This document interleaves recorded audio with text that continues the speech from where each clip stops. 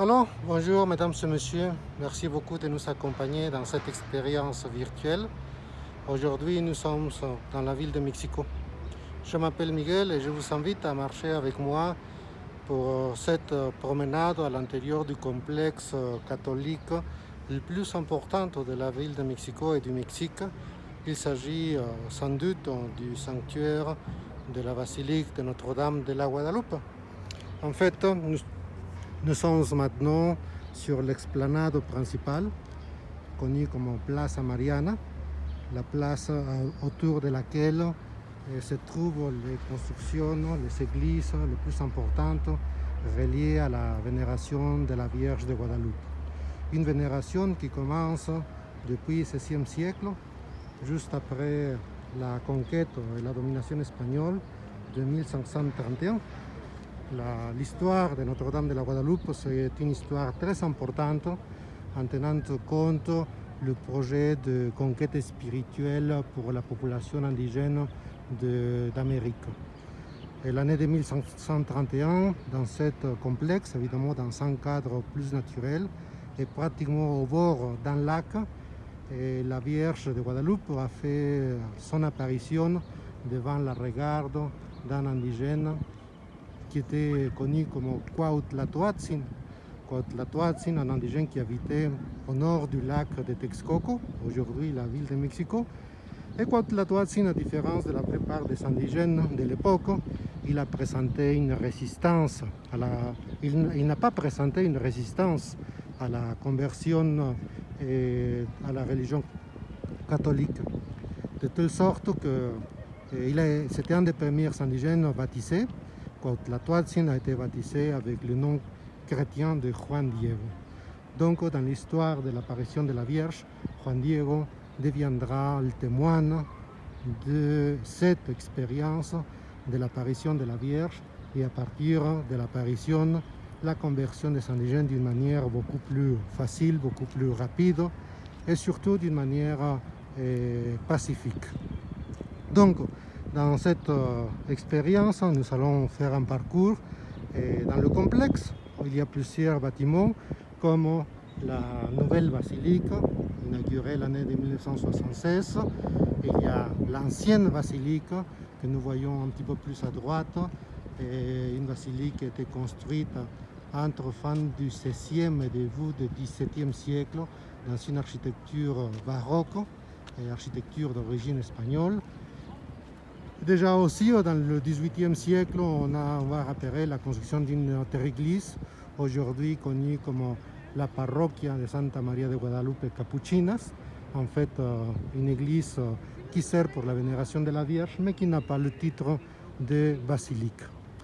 Et on est dans un espace géographique, comme on avait commenté tout à l'heure, qui était carrément au bord d'un lac. Et depuis cet angle, on peut apprécier un peu l'inclinaison des tours des clochers de l'ancienne basilique. On voit comment la façade penche sur la façade et un petit peu plus sur la tour du côté droit.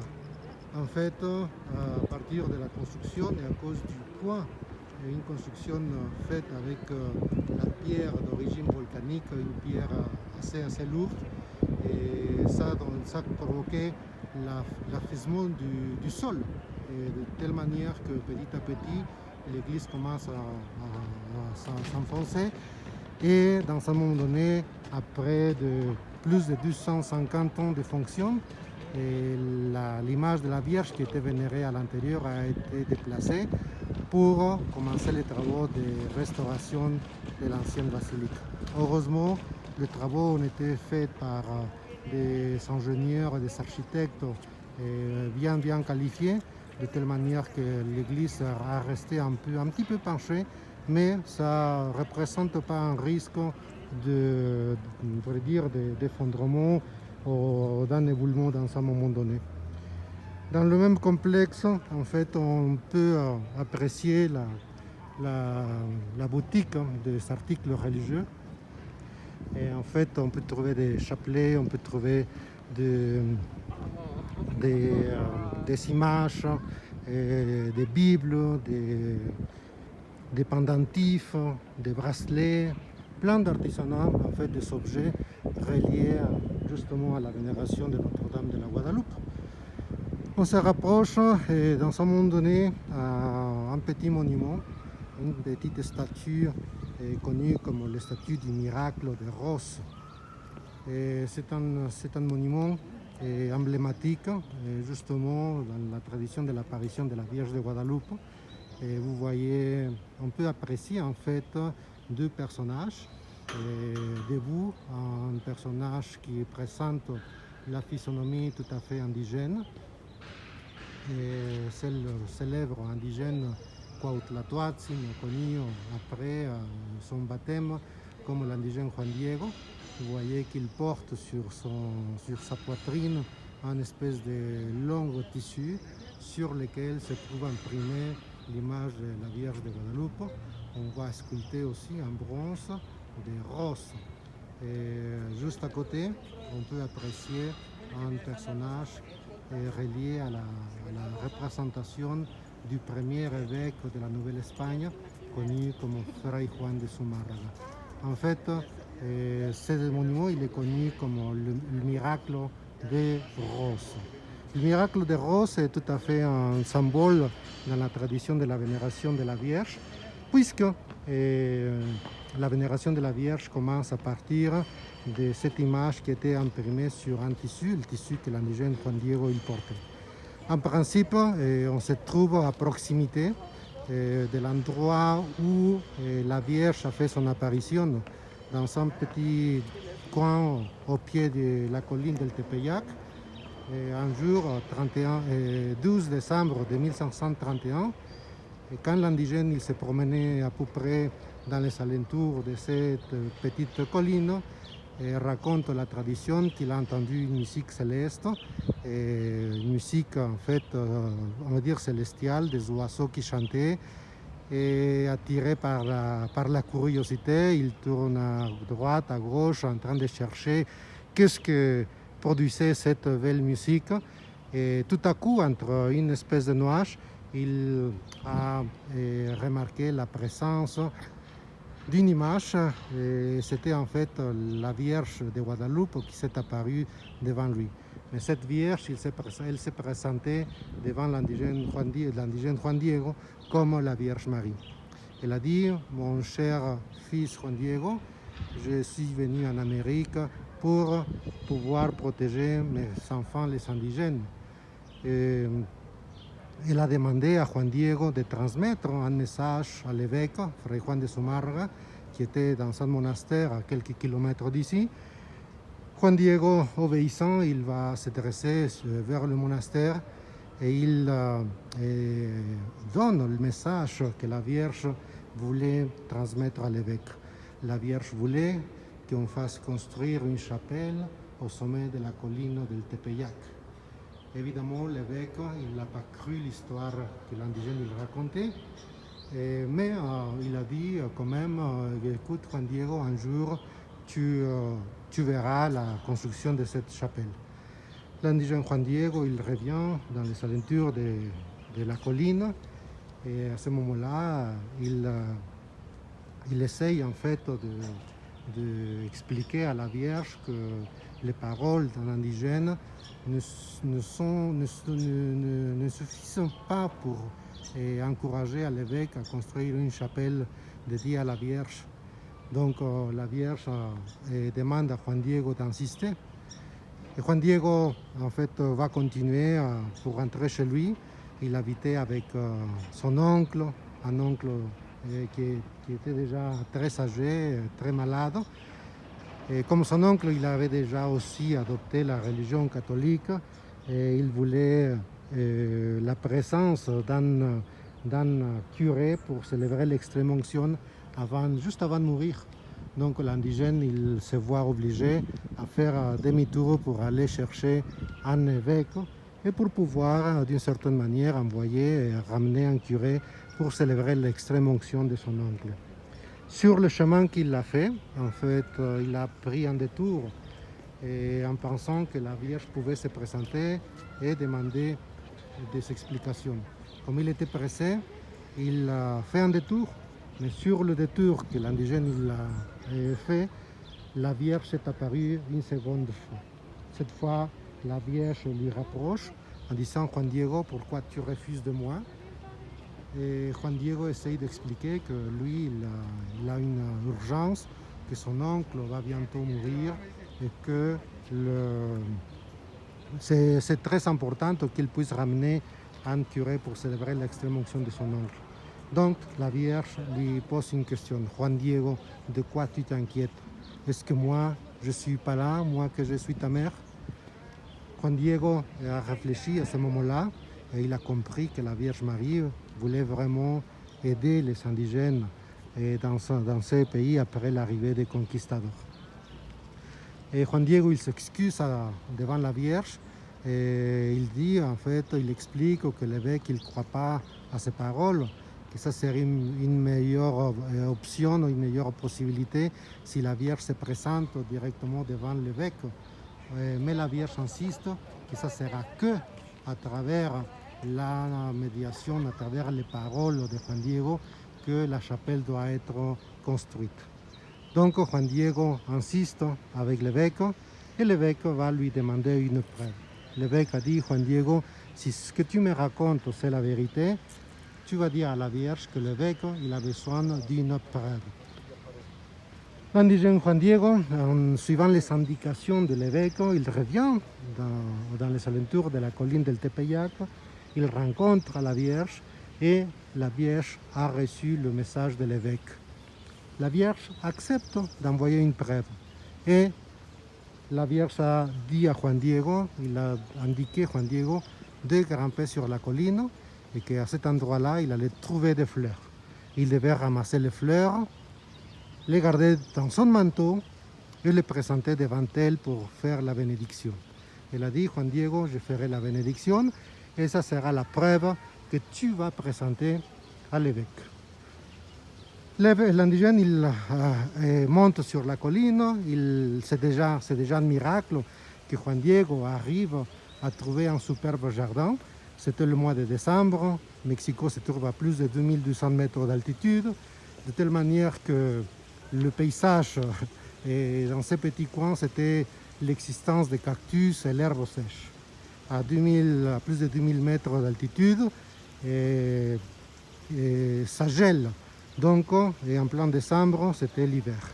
De telle manière que, déjà, le premier miracle, c'est qu'entre les cactus et l'herbe sèche, Juan Diego, il a repéré le jardin avec des fleurs magnifiques. En plus, d'après l'histoire, les fleurs qu'il a trouvées à cet endroit-là, c'était des fleurs qui n'existaient pas en Amérique. Il s'agit de la présence des roses de Castille, les roses en couleur rouge, en rouge foncé, que n'existaient pas dans ces continents. Merveillé par l'événement, Juan Diego, il a ramassé les fleurs et à ce moment-là, il les présente devant la Vierge.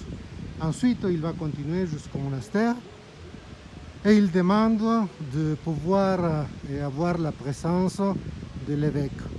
L'évêque, il le reçoit et au moment que l'indigène, il déplie son manteau devant l'évêque, les roses tombent par terre, mais le miracle, le miracle réel, c'était justement que l'image de la Vierge de Guadalupe était déjà imprimée sur le manteau, tel comme on l'a vu tout à l'heure dans le petit monument où il y avait l'évêque avec l'indigène. C'est pour ça que le miracle, il est connu comme le miracle des roses. En fait, quand l'évêque il a repéré l'image imprimée sur le manteau de Juan Diego, il accepte finalement qu'il s'agit d'un miracle. Il accepte en fait que l'apparition a été un événement réel et pas seulement dans l'imagination de l'indigène Juan Diego. Donc il va donner les indications de commencer avec la construction d'une première chapelle, que c'est justement la chapelle qu'on verra tout à fait au sommet de la colline. Et une chapelle tout à fait sobre, tout à fait modeste. Et à partir du moment que l'image a été exposée Et en public, les indigènes, ils se sont identifiés. Malgré que l'évêque il a cru que c'était un véritable miracle, au départ, il n'a pas accepté que l'image imprimée sur le manteau, c'était l'image de la Vierge de Guadeloupe, de la Vierge Marie. C'est lui qui a donné l'appellation, c'est lui qui a baptisé l'image comme l'image de Notre-Dame de la Guadeloupe, car dans la région d'Extremadura en Espagne, il vénérait une image d'une vierge avec la peau un petit peu foncée, un petit peu basanée. C'était la Vierge de Guadeloupe, une vierge en fait d'origine africaine. En fait, malgré que l'évêque n'a pas accepté que c'était la Vierge Marie, il va quand même présenter un respect et une vénération. L'image qui était imprimée sur le manteau, c'était l'image d'une vierge à la peau basanée, avec les yeux noirs, avec les cheveux noirs, et la peau basanée, une cape verte. Ces éléments qui ne correspondaient pas du tout à les symboles connus à l'époque reliés à la Vierge Marie. La Vierge Marie qui était représentée à la peau claire, les cheveux blonds et aussi avec une cape en couleur bleue. Et la Vierge apparue ici, ça ne correspondait pas. Donc c'est l'évêque qui a décidé d'appeler la Vierge comme la Vierge de Guadeloupe. Et c'est comme ça que, une fois que les indigènes se sont identifiés à cette image, la conversion sera un phénomène tout à fait incroyable. On voit un autre monument en fait, juste devant nous. Vous voyez marqué ici le monument connu comme l'offrande. En fait, il s'agit de cascades artificielles dans lesquelles on peut identifier la représentation de Notre-Dame de la Guadeloupe. Juste à côté, sur la droite, un personnage habillé en blanc avec des roses. Si vous voyez les détails, on peut apprécier les roses qui tombent depuis son manteau. Et juste sur la gauche, un petit peu plus à côté, on verra un autre personnage qui tient une espèce de cètre. C'est un cètre en fait qui représente l'évêque Fray Juan de Zumárraga. Fray Juan de Zumárraga et Juan Diego, c'était les deux témoins d'une certaine manière de l'apparition de la Vierge de Guadeloupe. Juan Diego qui l'a vu réellement et l'évêque qui a admiré par première fois le manteau sur lequel l'image a été imprimée. Et on voit juste devant la Vierge une quantité importante d'indigènes qui sont tous habillés avec les costumes traditionnels, avec les capes, avec les mains, avec les huipiles. Les huipiles, cette espèce de robe qui était utilisée pour les femmes à l'époque. Tout le monde ramène des offrandes. On voit qu'ils ramènent des objets en céramique, on voit qu'ils ramènent un encensoir, un enfant qui porte un lapin, une femme qui présente son bébé pour recevoir la bénédiction, une femme qui porte un panier avec des fleurs, une fille aussi avec des fleurs. On voit l'offrande avec le maïs, avec les courges, avec les courgettes. On pourrait dire que tous ces offrandes que les indigènes portent, c'était au départ ou avant la conquête espagnole, les mêmes offrandes qu'ils ramenaient et qu'ils présentaient pour leurs dieux, comme Quetzalcoatl, le serpent à plumes, comme Tlaloc, le dieu de la pluie, comme Huehueteotl, le dieu du feu. Et en fait, on va dire qu'à partir du moment de l'apparition de la Vierge, cette image va remplacer toutes les divinités d'origine autochtone. C'est la Vierge qui va occuper la place principale comme Vierge suprême et la protectrice, la bienfaitrice d'une certaine manière de la population indigène dans une période dans laquelle la domination, la conquête sociale et la conquête spirituelle, c'était des phénomènes quand même tout à fait agressifs pour la population indigène. Évidemment, il s'agit de cascades artificielles, c'est un petit parc, mais c'est en fait très joli et très important dans le symbolisme de la conversion à la religion catholique de la population indigène. En fait, grâce à l'apparition de la Vierge, la société indigène a pu d'une certaine manière s'adapter et modifier leurs croyances et leurs traditions pour pouvoir accepter la nouvelle religion. Et c'est vrai qu'à partir de l'apparition de la Vierge, un miracle qui s'est présenté dans cette région d'Amérique, c'est la façon et la manière comme les indigènes ils acceptent d'une manière extraordinaire la nouvelle religion. À notre angle du monument, dans lequel on retrouve encore une fois le personnage et l'image de Notre-Dame de la Guadeloupe. Un très beau parc, un très joli paysage. Et on commence notre ascension petit à petit sur la colline del Tepeyac. On se dresse maintenant vers la chapelle qui se trouve au sommet de la colline. Et tout au long du chemin, on pourra apprécier quelques éléments qui sont tout à fait particuliers. On peut dire que dans la religion catholique du peuple mexicain, on trouvera toujours la présence des symboles d'origine autochtone. Même dans le sanctuaire catholique le plus important du Mexique, on va repérer la présence des statues et des personnages qui nous rappellent la religion préhispanique. Juste devant nous, un emblème tout à fait typique de la basilique, c'est un cheval accompagné de la Vierge de Guadeloupe. Ça, c'est le système de portail utilisé pour des photographes installés ici dans la basilique pour pouvoir offrir la photo souvenir.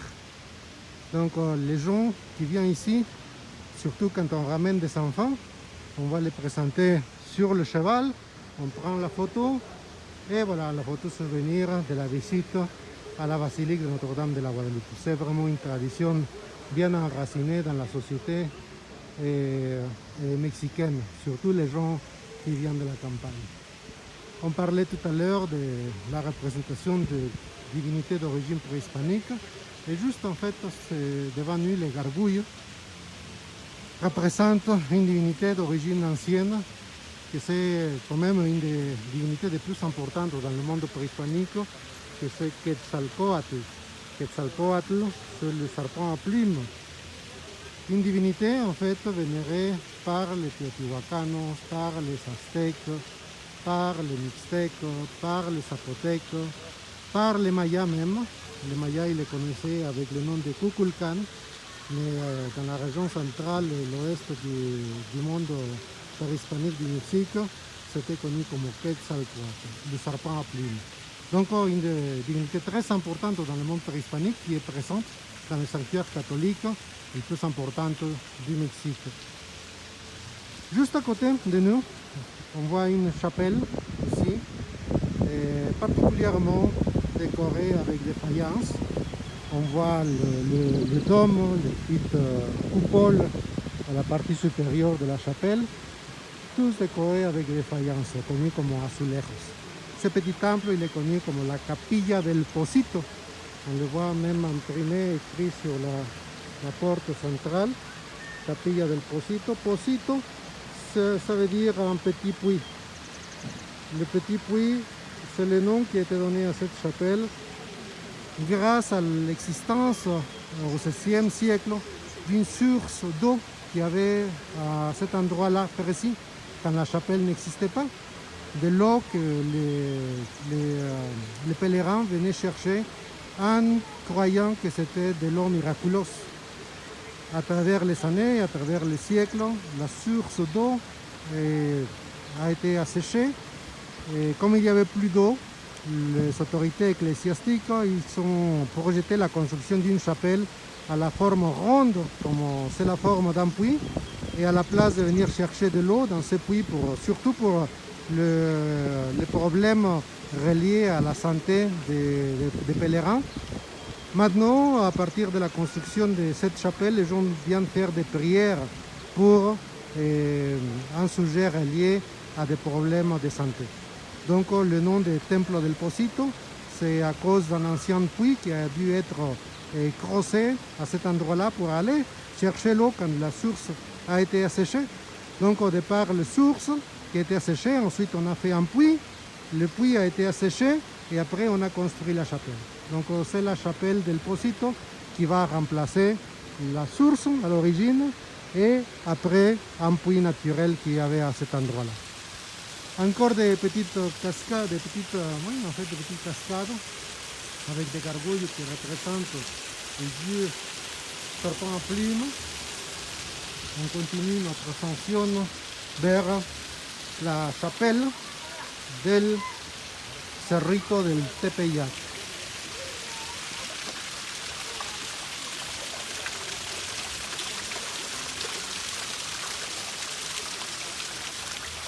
Pendant qu'on monte, petit à petit, on pourra avoir une vue de plus en plus panoramique de la ville de Mexico. On voit à la distance les constructions dans la vallée de Mexico. C'est ça la ville de Mexico. Tout ce qu'on voit à la distance.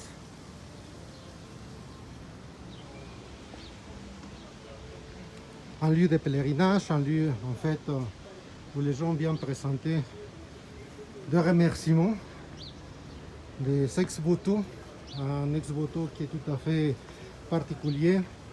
C'est la représentation d'un énorme bateau à voile qu'on voit ici. C'était une offrande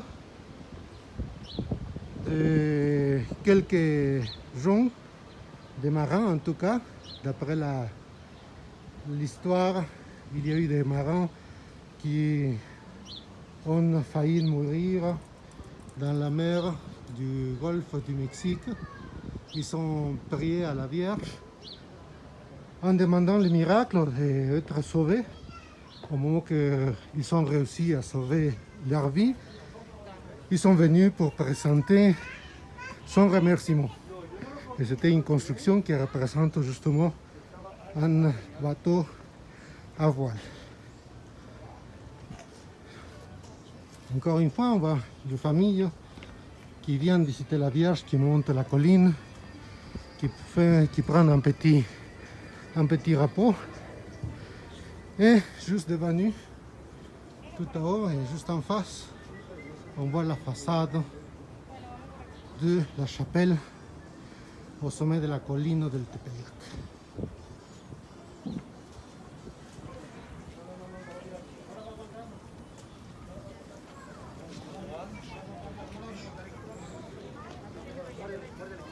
Il s'agit d'une chapelle qui était construite pendant la seconde moitié du XXe siècle.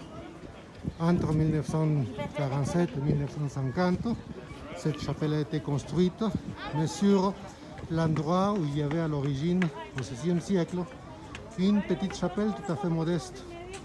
Au début du XXe siècle, l'ancienne chapelle était tellement abîmée qu'on a décidé de démolir entièrement l'ancienne chapelle et construire une toute neuve, mais inspirée à le style architectural de la période coloniale. C'est pour ça qu'on voit la pierre foncée, c'est du tessontle, la pierre d'origine volcanique. La façade, on le voit avec une autre sorte de pierre que c'est la carrière ou cantera.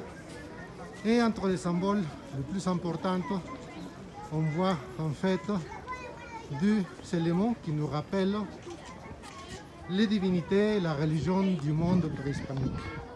Entre les divinités importantes du peuple autochtone, c'était le soleil et la lune. Et quand on a construit cette chapelle, on a décidé de représenter deux divinités d'origine autochtone. Dans ce cas-là, on voit le soleil,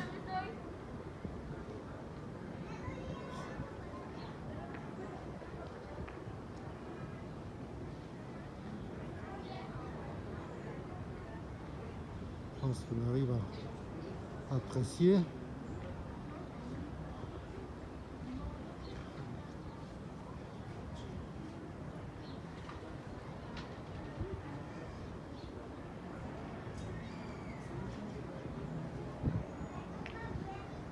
Il est là. Et symétriquement de l'autre côté, on peut apprécier la lune. Donc dans une église tout à fait catholique, on peut apprécier la présence des symboles d'origine autochtone comme c'est le soleil et la lune. Et évidemment, en plein milieu, sur la fenêtre centrale, le symbole de la Vierge Marie. Malgré que l'évêque n'a pas osé à reconnaître la Vierge basanée comme la Vierge de Guadalupe, et actuellement le nom officiel de la Vierge c'est Santa Maria de Guadalupe. De telle manière que la Vierge Marie est parfaitement fusionnée à l'image de Notre-Dame de la Guadalupe. On voit la vallée de Mexico, juste au pied de la colline. On peut apprécier le dôme de la basilique moderne ainsi que la coupole de l'ancienne basilique. On est au sommet de la colline. On voit la place principale, la place Mariana, sur laquelle on était tout à l'heure, la coupole de la chapelle des Capuchinas en couleur rouge. Et on va repérer partout les matériaux de construction, la pierre foncée, rouge, noir, ocre. Tous ces matériaux sont d'origine volcanique. Et d'une manière plus claire, la forme ondulée du dôme de la moderne basilique peut représenter en même temps, d'après l'interprétation de l'architecte responsable, Pedro Ramírez Vázquez, le tissu de la maison Pandiero déplié, et au-dessus du tissu la communauté chrétienne catholique à l'abri du monde.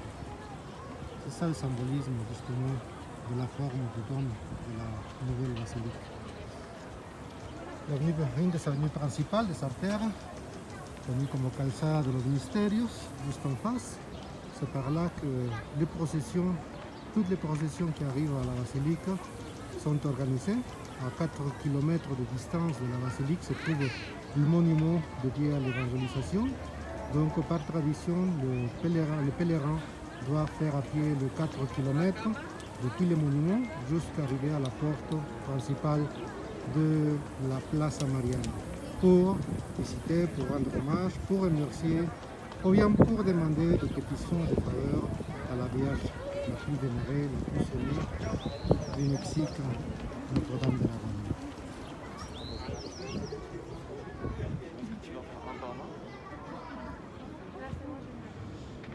Par question de la pandémie, vous pouvez remarquer que les centres religieux sont en général fermés. Tout ça, c'est, on pourrait dire, normal.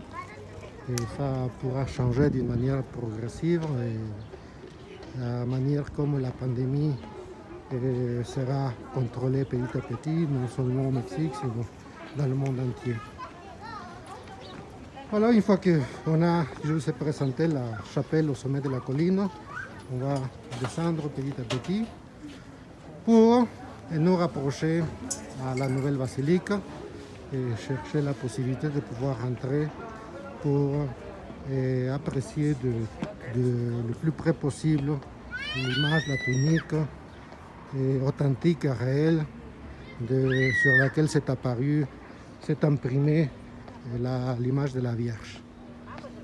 Dans ce complexe, il y a aussi un cimetière, Panthéon del Tepeyac, qui a été ouvert au XVIIe siècle. Et évidemment, c'est un cimetière qui est réservé à des personnalités de la société mexicaine, et des personnalités qui sont proches à l'administration et à la divulgation de la religion catholique ici dans les alentours de la basilique de Notre-Dame de la Guadeloupe. Et en fait, à ce moment-là, on voit un cadre tout à fait calme, un cadre, on pourrait dire même paisible. Il y a très peu du monde, mais en général, cet endroit il est fréquenté par des milliers de personnes par jour. Et pour l'instant, les célébrations publiques avec les manifestations musicales sont contrôlées et presque interdites. De telle manière que ce qui manque dans cet espace, c'est la musique, c'est l'animation, les danses, les costumes traditionnels. Il y a des gens, des groupes autochtones du Mexique qui viennent de différentes régions du pays, depuis la presqu'île de Yucatan, qui viennent depuis la Basse-Californie, qui viennent de la région du Golfe du Mexique, de la région Pacifique. Et par tradition, chaque année, il y a des groupes qui organisent des visites pour venir visiter la Vierge de Guadeloupe. En général, la plupart des manifestations et des pèlerinages se déroulent entre le début du mois de décembre et jusqu'au 15 décembre à peu près, et à cause justement de l'anniversaire de l'apparition de Notre-Dame de la Guadeloupe. L'apparition, on avait commenté tout à l'heure que c'est le 12 décembre de 1531. De telle sorte que chaque année, la fête plus importante, c'est le 12 décembre. Je pourrais vous dire qu'au Mexique, il y a plusieurs fêtes. Il y a le jour férié, et le jour de l'indépendance, l'anniversaire de la Révolution mexicaine, Noël, même le mois d'août, la fête de la Vierge Marie. Je peux vous dire qu'au Mexique, il n'y a pas une fête, une célébration plus importante et plus emblématique que la fête de Notre-Dame de la Guadeloupe. Je vous montre encore une petite cascade, une fontaine, la fontaine de vœux. Vous voyez les gens comme ils viennent lancer des pièces de monnaie et demander des vœux, entre les traditions qui sont maintenant même répandues dans le monde entier. Une petite jolie place, et on retrouve encore une fois la représentation de Juan Diego, le moment qu'il déplie son manteau, l'évêque qui se met à genoux, en réfléchissant en fait l'importance de l'apparition de Notre-Dame de la Guadeloupe. Un endroit typique et intéressant pour les familles mexicaines pour la célébration des baptêmes. Vous voyez le petit bébé. Ainsi que la chapelle du Petit Puy, la chapelle des Capuchinas, la chapelle, l'ancienne, la chapelle de la colline del Tepeyac, l'ancienne basilique, la nouvelle basilique. On trouve aussi dans ce complexe le baptistère. Un baptistère qui marche, qui est en fonction, qui offre les services de baptême tous les jours, exception évidemment quand il y a les cas d'émergence comme le feu rouge dans la pandémie. Mais une fois que ça change, tout de suite, c'est réouvert pour que les gens puissent venir baptiser les enfants, les bébés. On trouve juste à côté le baptistère, Bautisterio. Et ici, les gens peuvent célébrer des baptêmes pratiquement toute l'année, sauf vraiment dans des cas tout à fait exceptionnels.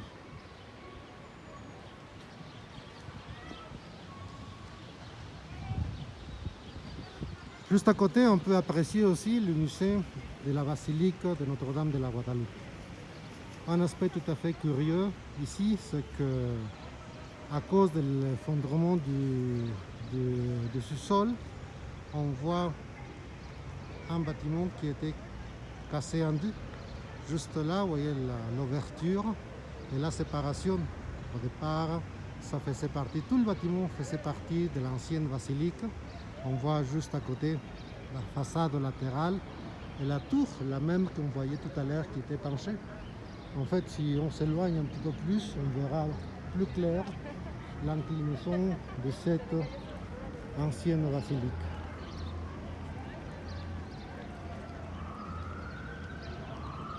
Comme cette église a été construite sur les bords d'un lac, à cause du poids du bâtiment et avec la quantité de pierres d'origine volcanique, il s'est enfoncé de telle manière qu'on voit le côté de la façade où il y a un clocher de notre droite, c'est plus penché que celui à gauche. Grâce aux travaux des ingénieurs et des architectes, le bâtiment était parfaitement restauré et aujourd'hui ça continue à être ouvert pour les célébrations religieuses, la messe, le baptême, le mariage même. Juste à côté, un monument dédié à Jean-Paul II. Jean-Paul II, c'est un personnage tout à fait emblématique pour la société catholique mexicaine. Jean-Paul II, c'est le seul pape qui a célébré, qui est de visite au Mexique. Il est venu au Mexique 5 fois. La première fois qu'il est venu, c'était l'année de 1979. Et la dernière fois qu'il est venu, c'était l'année 2002. L'année 2002, il est venu pour célébrer la canonisation de l'indigène Juan Diego. Donc actuellement, Juan Diego, c'est devenu un saint mexicain. Aujourd'hui, on ne parle pas de l'indigène Juan Diego, on le reconnaît comme le témoin en fait, de l'apparition de la Vierge et le symbole de la conversion des indigènes à la religion catholique. On est juste en face de l'ancienne basilique où on pourra apprécier les détails de l'architecture baroque entre les frises qui font partie de la décoration de la façade se trouve, comme on a déjà apprécié tout à l'heure, le symbole de l'apparition de la Vierge. C'est la représentation du moment où l'évêque reçoit la visite de Juan Diego et c'est le moment que Juan Diego déplie son manteau devant la présence de l'évêque. On retrouve en fait les roses, on retrouve la représentation de l'évêque qui se met à genoux et la représentation de l'image telle comme c'était imprimé sur le manteau de l'indigène Juan Diego. À l'intérieur, ça garde un style sobre en fait. Et on a modifié la décoration intérieure à cause de la nouvelle mode, un style beaucoup plus sobre. Mais en fait, la façade extérieure est ce qui conserve, qui garde le style d'origine.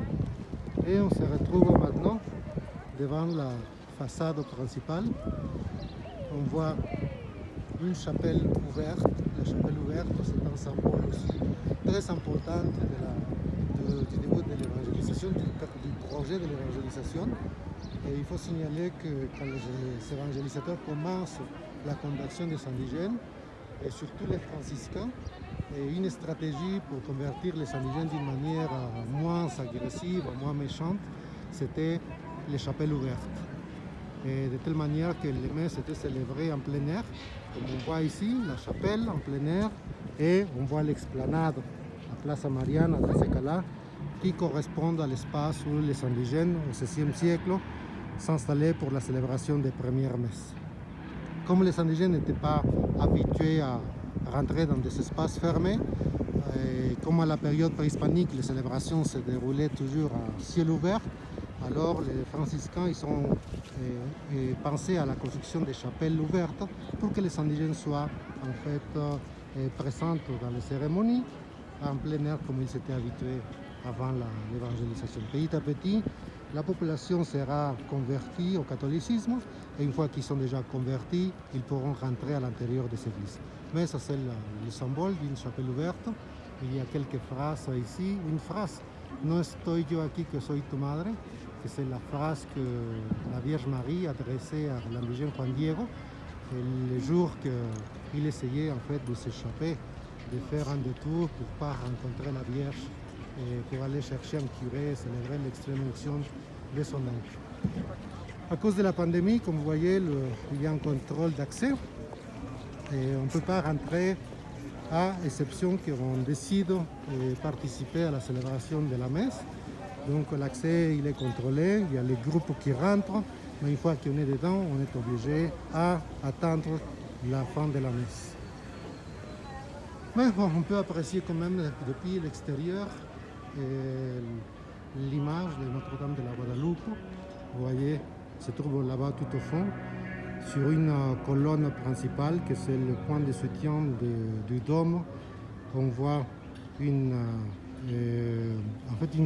croix, et au pied de la croix, un tableau avec la représentation de la Vierge.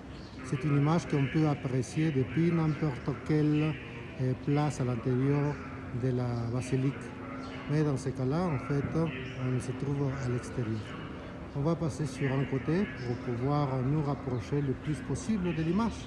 Donc il faut contourner tous les accès, toutes les entrées pour arriver à l'endroit où se trouve un passage très intéressant. Et il s'agit d'un tapis roulant qui a été installé sur le couloir au pied de la Vierge. Pourquoi un tapis roulant? L'idée d'un tapis roulant, c'est pour éviter que les gens restent installés devant l'image de la Vierge. Une fois qu'on se rapproche à l'image, on a quelques instants, un petit peu de temps pour pouvoir dresser quelques paroles de prière ou de pétition à la Vierge. Et une fois qu'on est passé de l'autre côté par le tapis roulant, on est obligé à faire encore une fois la queue, la file, pour pouvoir en fait se rapprocher. Et en général, il y a énormément de monde en fait. Et des fois, les files d'attente peuvent durer 40 minutes, 1 heure pour pouvoir se rapprocher à l'image. Aujourd'hui, en fait, et à cause de la pandémie, il y a beaucoup moins de monde. Mais on pourra quand même nous rapprocher. Ça, c'est la porte latérale qui va nous ramener sur un couloir directement devant l'image de la Vierge. Et comme partout, il y a les systèmes de contrôle sanitaire. Donc, on doit suivre toutes les indications, température, du gel, et on arrive à l'intérieur.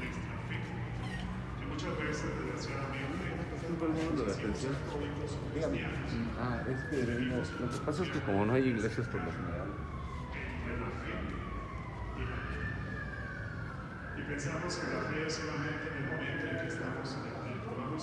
Et voilà, on est à l'intérieur. On voit le dôme depuis l'intérieur de la basilique. Tous ces systèmes de lampes représentent d'une manière symbolique les roses que l'indigène a récupérées au sommet de la colline. On voit une série de drapeaux, ça c'est les drapeaux du pays du continent américain dans lesquels on peut trouver des chapelles où vient la vénération de Notre-Dame de la Guadeloupe. No somos católicos solamente cuando entramos al templo. No somos católicos solamente principal, terrasse au premier étage. Tous ces terrasses représentent aussi des chapelles secondaires dans lesquelles on peut célébrer aussi des messes. On arrive dans le couloir et un petit peu à la distance, on peut déjà apprécier le tapis. Et ce sera le moment dans lequel on sera le plus proche à l'image de Notre-Dame de la Guadeloupe. L'image que nous allons apprécier, que nous allons admirer, c'est le manteau d'origine. C'est justement l'image authentique qui date depuis 1531. C'est le tissu sur lequel l'image de la Vierge s'est imprimée. Et c'est l'image qui est vénérée depuis le VIe siècle. On se rapproche. Donc c'est le moment le plus important de notre visite. On est juste devant l'image de Notre-Dame de la Guadeloupe. Une petite prière si vous voulez. une pétition en vous. On est à l'endroit et au moment parfait pour nous dresser à la Vierge de Guadalupe, qui est juste devant nous. Porque si nosotros nos decimos católicos, pero no vamos a misa, no tenemos práctica de sacramentos, no practicamos la caridad con el prójimo, nomás somos cristianos de título, pero no, cristianos que realmente se esfuerzan por simbolizar lo que significa la palabra cristiana. Cada uno de nosotros, pues, a la luz de este evangelio, de esta lista de Maestro, pensemos y reflexionemos. Amén, mi forma de vivir es igual en el templo, en la escuela, en la casa, en la calle. O simple y sencillamente pienso que soy cristiano para voy al templo y después vivo lo mismo. Hay que tener cuidado, ¿verdad? Pero así como Jesús escuchaba a los escribas y a los fariseos y les hacía hipócritas por esa falta de coherencia en su vida, tal vez toujours la Virgen Juan Diego avec son manteau et les roses.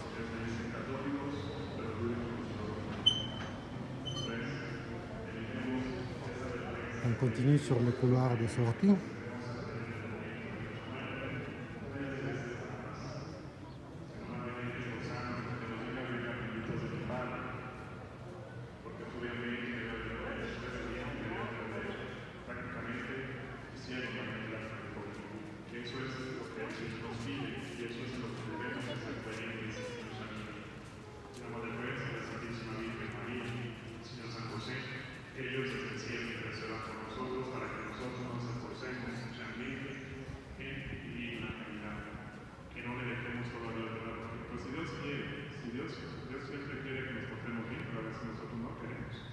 Esforcémonos realmente en vivir la caridad y en ser coherentes en nuestro ser cristiano.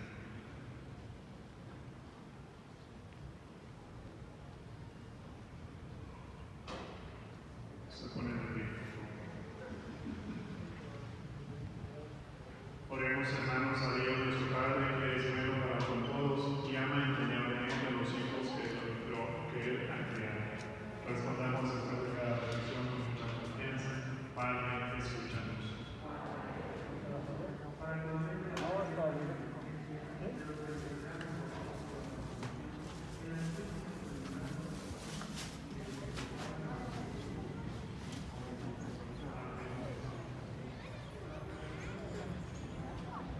Voilà, on revient sur la place latérale. On rejoint le baptistère. On voit à la distance la chapelle construite au sommet de la colline, la capilla del Cerrito del Tepeyac. Juste à côté, on voit de profil l'ancienne basilique, juste devant nous. Et en dernier, sur notre droite, l'extérieur de la nouvelle basilique. La place Mariana, la plus grande place du complexe de la basilique de Notre-Dame de la Guadalupe.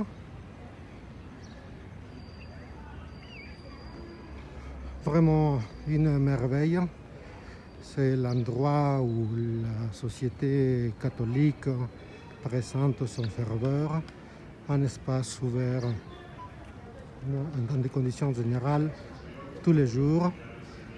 N'importe quel jour de l'année, les pèlerins peuvent participer et assister à la célébration d'une messe, mais surtout pendant le mois de décembre, c'est le moment qu'il y aura des milliers et des milliers et des milliers de visiteurs par jour. Et chaque année, entre 17 et 20 millions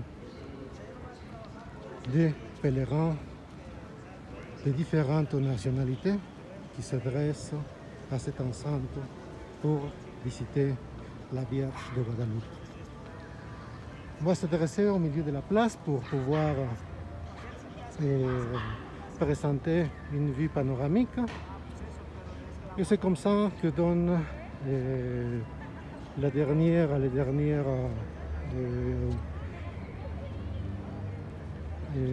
dernières vues sur l'église. Regardez. nouvelle basilique, ancienne basilique. Et tout à haut, au fond, la chapelle del Cerro del Tepeyac. Bon, mes amis, c'est comme ça que notre visite touche à sa fin. Je vous remercie énormément de votre attention et votre intérêt, en espérant que les commentaires et le parcours soient agréables.